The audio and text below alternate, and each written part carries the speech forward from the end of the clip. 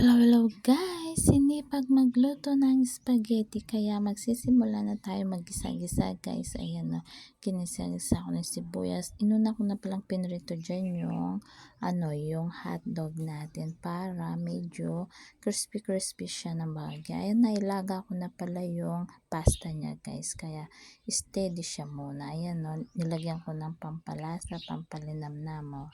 Ayan na yung all-purpose cream. Ibubuhos na natin kasabay yung matamis na Alaska sintamis ng pagmamahal natin. Dinagdagan ko pa ng ketchup para magkakulay ang spaghetti natin guys.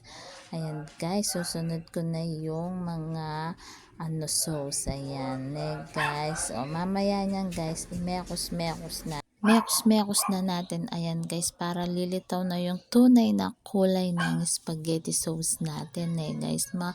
Yung kulay pala niya ma-orange. Ayan guys, so creamy. Masarap pala sa yung spaghetti. Medyo matamis-tamis ng bahagya guys, tsaka ma-creamy.